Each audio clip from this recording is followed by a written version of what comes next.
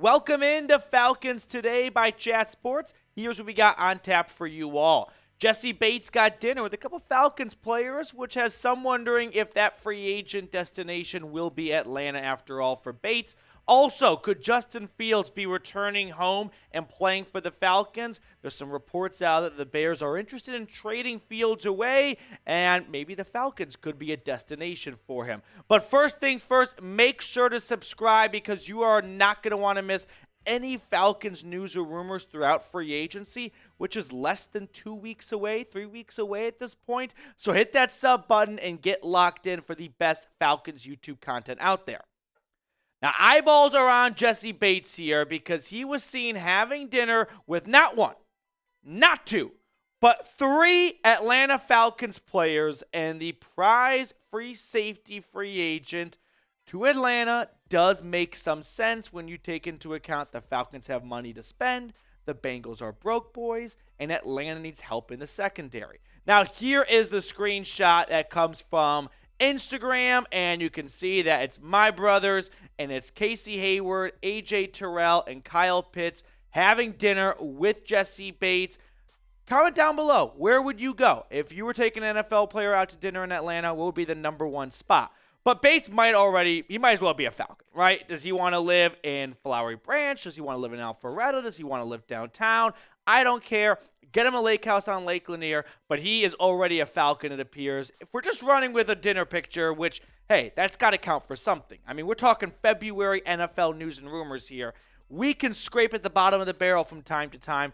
This might be that situation, but we like to have fun here. Now, Jessie Bates in general, though, the last 4 seasons has been one of the best safeties in football. This past year, 4 interceptions in 16 games, 71 tackles.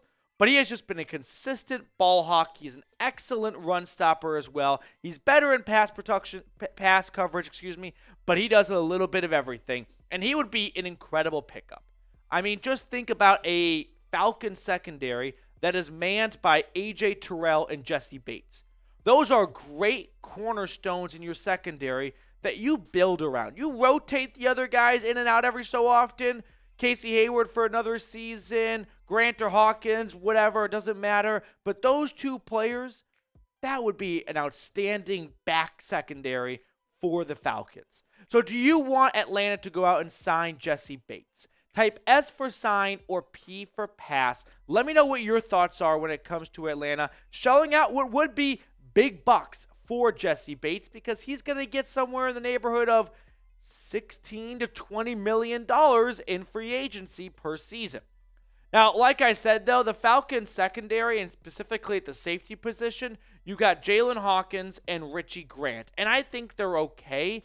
I think you can improve, though. I don't think this tandem right here is necessarily a safety duo for years to come. I think Richie Grant and Jessie Bates, along with AJ Terrell, could form a really good secondary unit. Now, when we look at 2022's Pro Football Focus grades for Jessie Bates, overall grade 76.8, coverage was 72.9, run defense, like I said earlier, is outstanding, 84.8, tackling 76.1. And he's really just gotten better and better. I mean, his peak, at least from PFF size, was in 2020. When you look at his career PFF grades, down season according to the nerds. Just don't use bad numbers for PFF when it doesn't fit your narrative.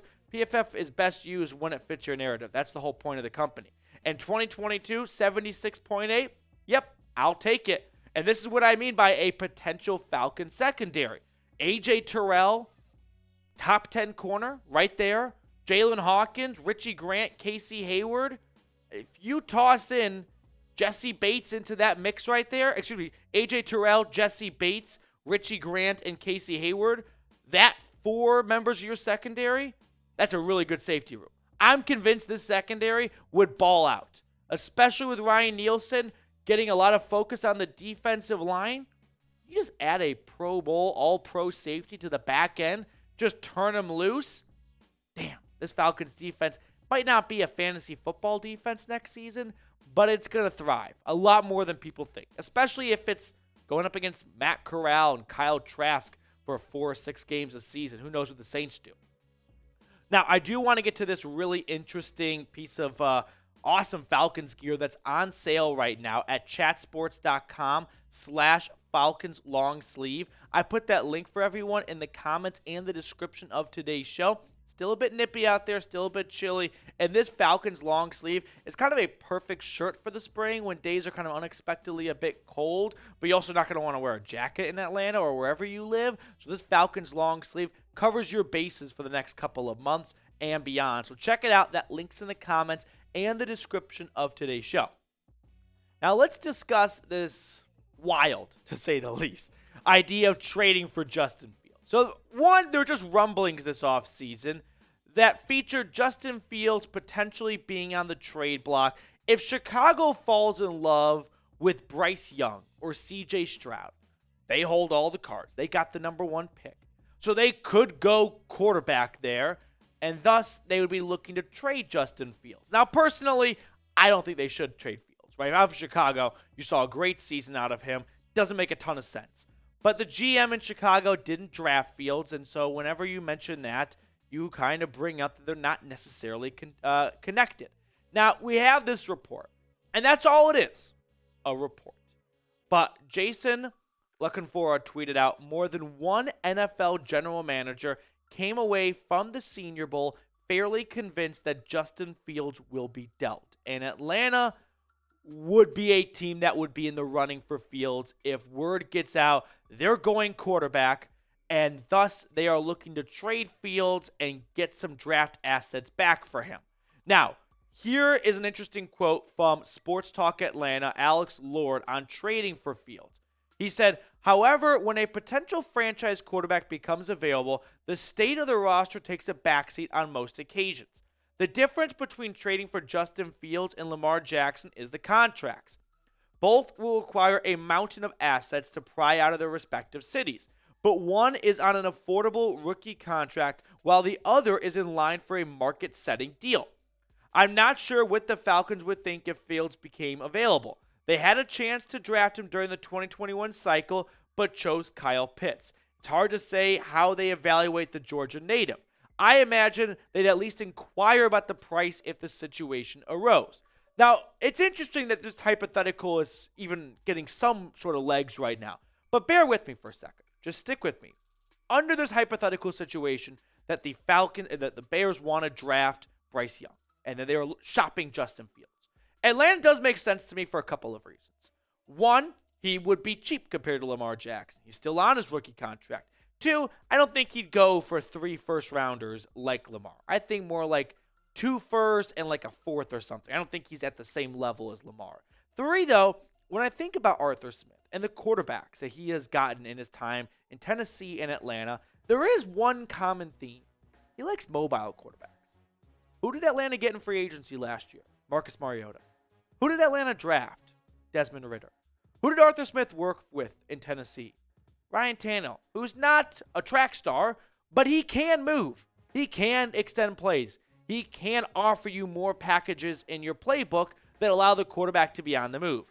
And now Justin Fields, he does that and then some. When you look at Justin Fields as just passing stats, they're not eye-popping numbers. 2,200 yards, 60% completion, 17 touchdowns, 11 interceptions. He's got a great arm, and he had no weapons to work with in Chicago last year, and he made some outstanding plays. A lot of them came on the ground. Look at his rushing stats. 160 carries, 1,100 yards, and 8 touchdowns. That is RB1 type of numbers there, is it not? And only 160 carries, too?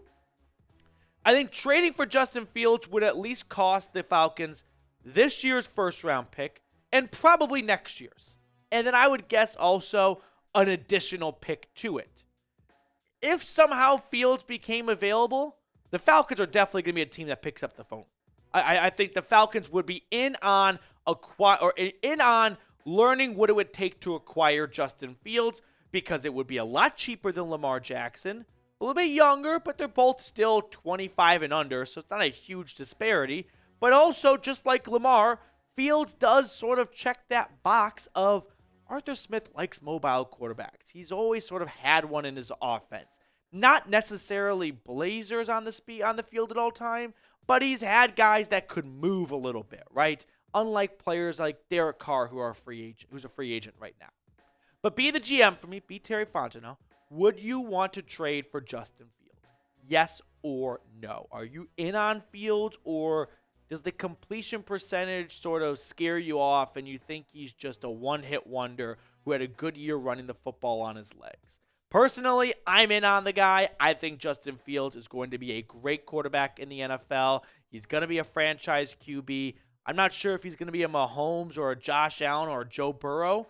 Those guys don't come around very often. I think Fields would be a very good pickup for Atlanta if he became available.